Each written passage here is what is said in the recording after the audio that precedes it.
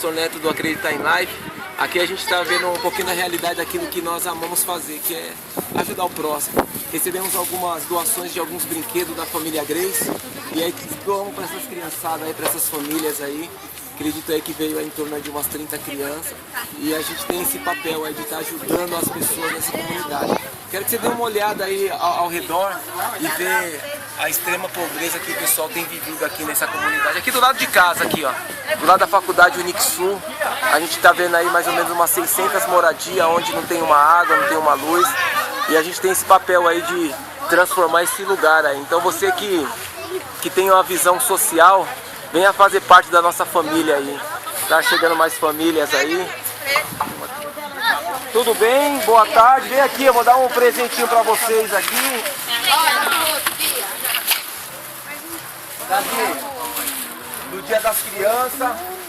Acabou com só isso aqui. Vem cá, tem só um só. Beleza?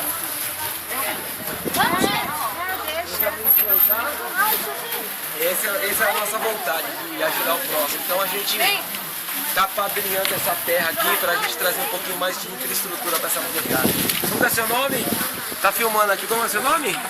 Leonardo. Quantos anos você tem, Leonardo? 10 anos? Qual que é o seu sonho? Do menino? Sonho. O que você quer ser quando crescer? Ah, vou Bombeiro? Pô, legal. E o seu sonho, qual que é? Qual que é a idade dele?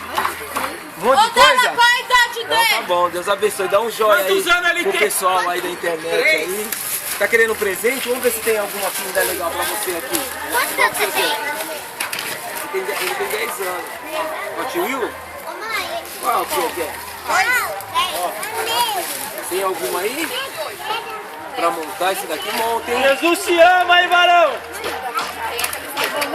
Aí, ó. Ó a camiseta, tem uma camiseta também, dá pra ele, Bia. A camiseta. Mano, olha, vai ficar muito louco, hein? Você quer essa camiseta aqui? Beleza, dá um abraço aí então. Tá bom. Deus abençoe. Fala, valeu, Rodrigão.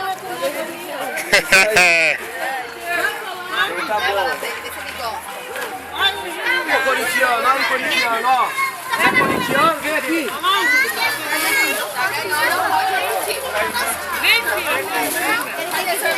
Chama ele aqui. Qual é seu nome, corintiano? Dá um abraço aqui, meu. Vem aqui. Vem. Então tá bom. Deus abençoe.